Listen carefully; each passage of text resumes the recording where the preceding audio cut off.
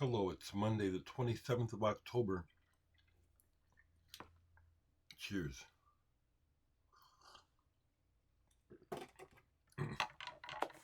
Well, I had wondered about a post over the weekend, a picture of Jack DeJohnette looking good, actually, sitting outside.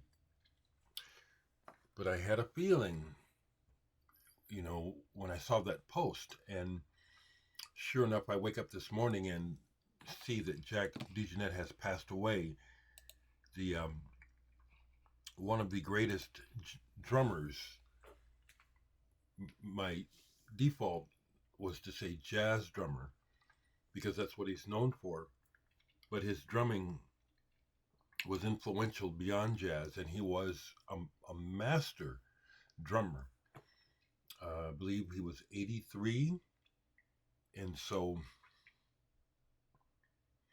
when I was waking up, I thought to myself, honestly, what will I talk about today? Um, Other than a few records I played yesterday, because yesterday was a golden ear day. Today is back to the usual. And you know, part of my daily routine, as is probably a lot of people, one of the first things you do when you get your day going is you check in with your computer or your phone, social media, see what's happening in the world. Back in the day, of course, it wasn't that way for me, but back in the day, it was you turn on the TV to see what's going on. But sure enough, it's in the news, and I didn't pull all of my DeJohnette because that would be a task. DeJohnette has played with everyone, and he's played on some very monumental, important recordings. Very important drummer. I like to get the headspace, just not too much.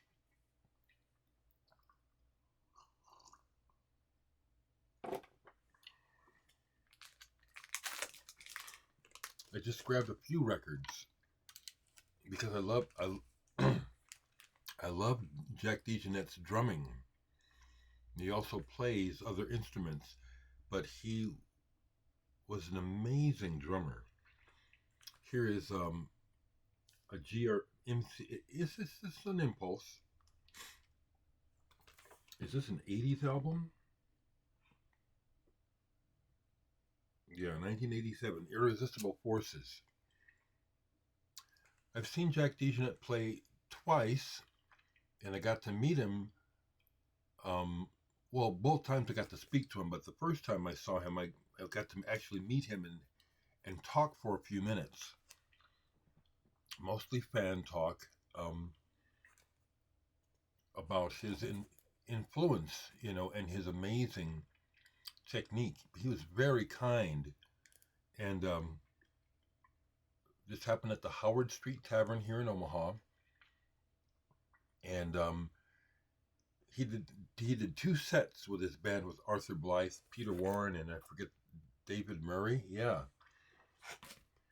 and so in between the sets, he just came out and hung out with people, and it was nice because he didn't brush people away. He took time with people. Very kind man. Amazing drummer. There's lots of clips of him online playing, and watching him play is as much of a pleasure as to hear him. Amazing technique. I'll be playing some DeJohnette today for sure, even though I got shitty ears, but it's shitty most of the time. Zebra, DeJohnette with Lester Bowie.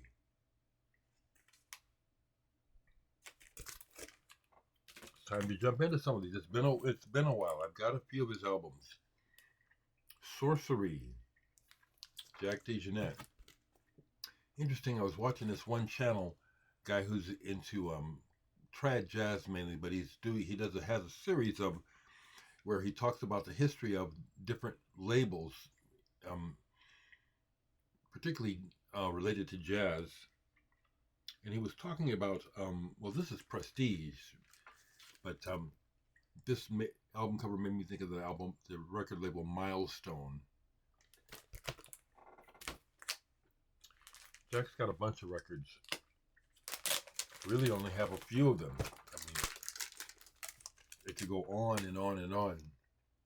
Tin Pan Alley, special edition. I love how he has experimented with styles and ways of presenting his music over the years. I should have shaved. Pictures. This is one that's kind of different. What does he play on here? Piano and organ, and John Abercrombie is on here with him. Last time I saw DeJohnette, I went to Chicago with my friend Gary Foster, and to see Gateway, the reunion of John Abercrombie, Jack DeJohnette, and Dave Holland. It was way worth it. Here's one from 2016 with Ravi Coltrane and Matthew Garrison, John Coltrane's son, who I've seen in concert play.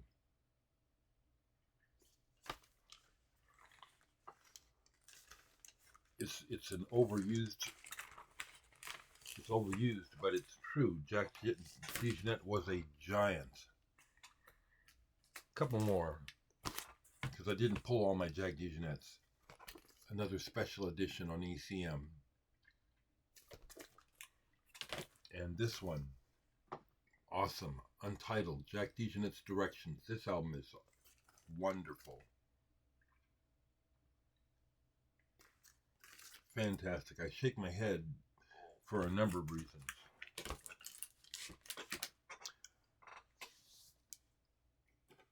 It's just life. It's life. Like we're in autumn now, like the changing of the seasons, when the leaves change color and wither and die. We all do that. As the seasons come and go and we age, we each in our own time, like a leaf, will fall, will pass away. And I'm at that age, 70 years old, you know what I'm saying? And I feel like I lived through a wonderful time in the history of music, the 60s and 70s, when rock and roll really, and the music industry came alive. And now, that golden era, all those amazing people, we're at the end of the line. Rest in peace, so many people. So, yesterday was an absolutely wonderful, gorgeous, beautiful day, and I had good ears, and so I jumped into some old stuff, as well as, let me show what I actually played. Oh, also someone bought The Clock is Ticking digital yesterday. I'm glad that there's still interest. And it's that sort of thing that will prompt me to do another run of the CD, but not yet. So some music that got played yesterday. This is incredible work. Pauline Oliveros and Reynolds. The Menexio Connection live at the Rosendale Cafe. This is wonderful. Released in 2003, recorded in 2000. This is truly deep listening. It's like I put it on, and it immediately draws my attention. The depth of what they're creating. There's a bit of drone to this piece here, and there's vocals, but it's totally committed to what it's doing, and you can feel it as well as hear it. I believe that Pauline Oliveros coined the term deep listening, and she knew what she was talking about. It was awesome. That was wonderful. I had to play both sides. It was just. And what was I doing while listening to it? Honestly, I was just playing a mindless game on the computer, Jewel, which I'll do sometimes while listening. Other times I'll read the notes from the album. I'm not reading any books right now. It's been a while since a book has caught my fancy to just dive in. I used to read a lot of books.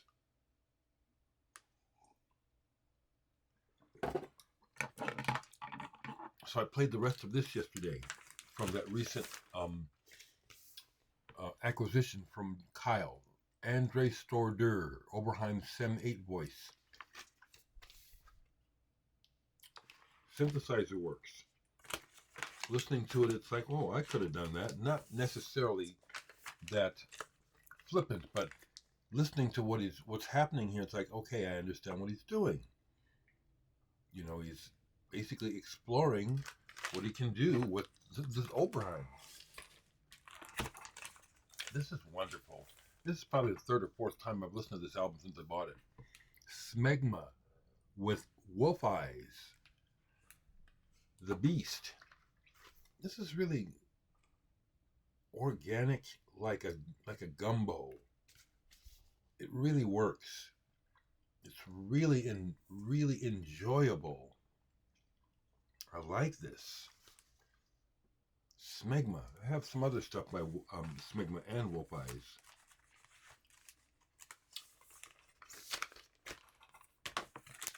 And the highlights of listening yesterday were this reissue. I think it's remastered. I think Roxy Music's first album. Still remember getting turned on to this by the Reese brothers, the guys that turned me on to Faust and Genesis and all that stuff. Paul picked up on it, bought it right away. And we were a little perplexed at first at what we heard.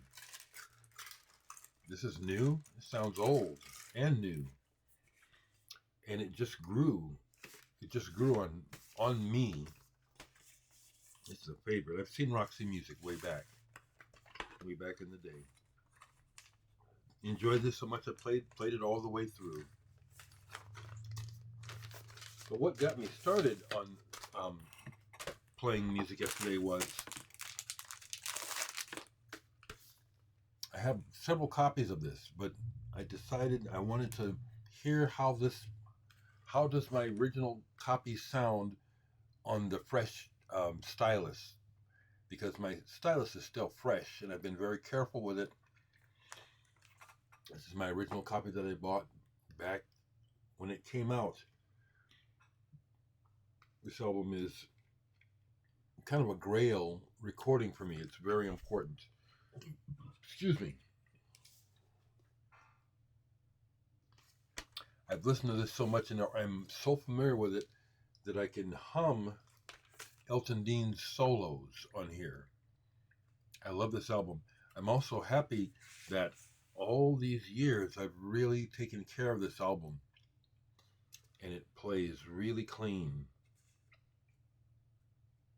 It plays real good, actually. And another aspect of listening to this old music for me is beyond nostalgia, it's comfort. This old music takes me to a place mentally that is comforting. These times that we're living in are very disquieting and uncomfortable. And it just goes on and on and on. I can't stand listening to the news. I hate hearing about politics and Trump. It's just, this man is out of control. So this old music is a solace. It's so important. Another one that I played yesterday all the way through. Van de Graaff Generator. The least we can do is wave to each other. This is the US version. The original UK, which I have, has a completely different cover. But again, part of what I wanted to do was see what kind of shape is this in. I hadn't played it very many times since I bought it years ago. I love this music more than the words. The words are important. Peter Hamill, very wordy, very imaginative. But still, after all this time and all this listening, it is the atmosphere, the actual sound of the music, the sound of the instruments.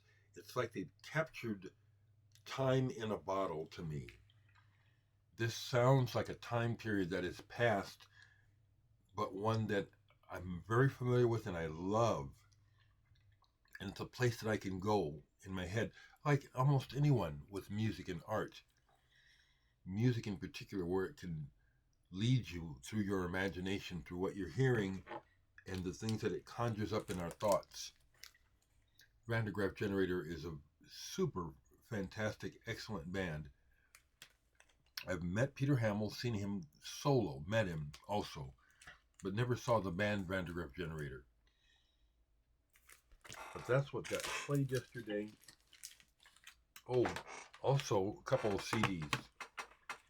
This is a CD single. I don't know about the band, but it's a summer song that somehow I ended up finding out about. Morgan, Flying High. Back when we used to get enhanced CDs, they'd put the video and links to stuff on the CD.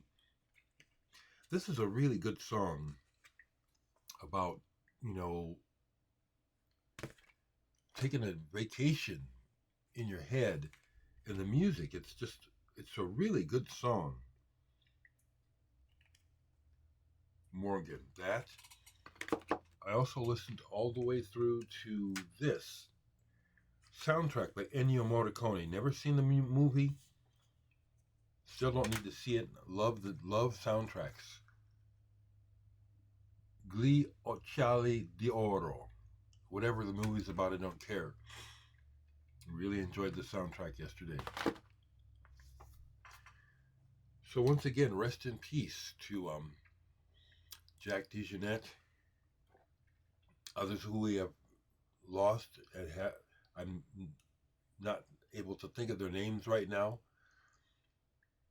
So we need to steel ourselves because the clock is ticking and we will all continue to head towards the exit. Jack DeJohnette's passing affects me personally, like Ace Frehley's passing affects a lot of other people. His that didn't. Jack DeJohnette touches me. His music has enriched my life in so many ways.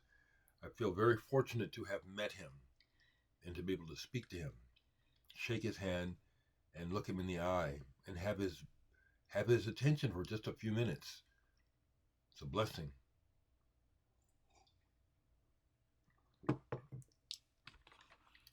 Before I go, let me see if there's anything in the comments. I have had to recently delete a few comments because of really worthless people being triggered by my criticism of Donald Trump. So bizarre how these people take personally and get offended. I'm not even talking about them. That's what I find bizarre. The thing that prompted me to make that video on Saturday had nothing to do with the person saying that I'm ignorant. I'm not ignorant. I know that. What perplexes me is how the person who allowed me to see who they actually are is like, why was that necessary for you to try and insult me? I wasn't insulted because I see where it's coming from. But what's the point? Why are you doing that? What is wrong with these people being so negative and inhuman? That's what got me to make the video. I don't care about being called ignorant. I know I'm not.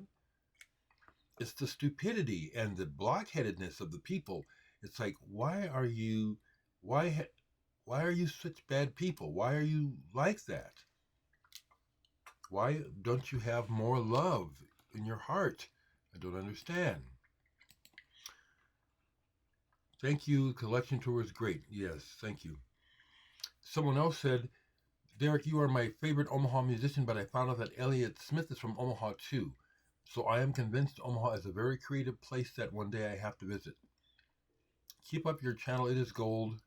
More so in these times. Greetings from Germany. Greetings from Germany. And I forgot to mention that sold a lot of, I have sold a lot of stuff to Germany over the years. A lot of music. So thank you, Germany. Folks, it's a fuzzy, weird memory. But I am certain that at one point Elliott Smith ended up back in Omaha for a short time. And due to my drug connections, that I ended up in a getting really stoned session with Elliott Smith.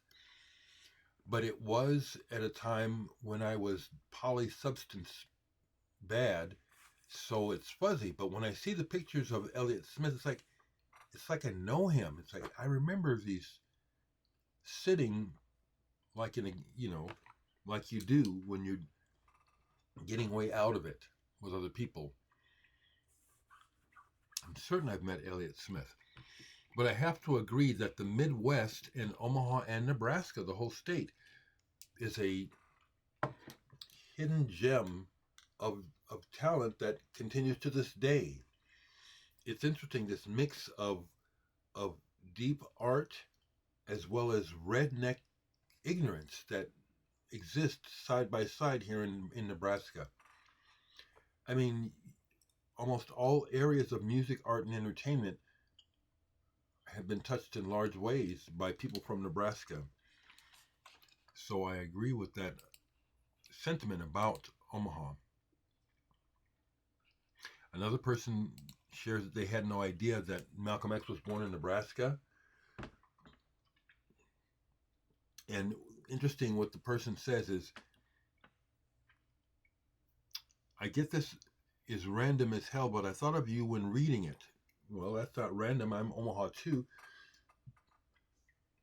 Couldn't remember your name, but Googled famous black electronic musician from Omaha, and you came up. Well, that's news to me. I mean, that's not something I would ever think of doing, but to think that someone Googled famous black musician from Omaha and I'm one of the names that come up, sweet. Malcolm X's family, there's a connection. His daughter, his oldest daughter, has come back to Omaha on several occasions for events. And on one of them, she did a speaking engagement at the university here, UNO.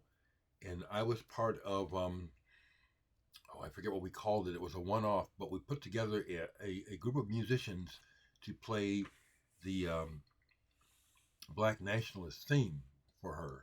Lift every voice and sing. And so I got to play that for Malcolm X's daughter and meet her. Yes, Omaha in many ways is wonderful as well as weird. I do not.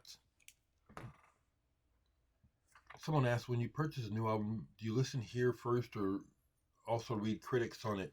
I don't read critics regarding my purchases, like All Music. I don't bother with All Music at all. I've been collecting and listening since before the internet, back when we read, and so that's my primary source of information is me digging, reading, looking up stuff, making connections from one record, from one artist, from one session to another. No, I don't use All Music at all. And like I said, I check the blogs, but most of what I get is from my own digging. Even the blogs are not that helpful except for new stuff. It is no time to be silent, Dave. And I love healthy music. I love healthy music. Okay, folks, that's what I have for you today.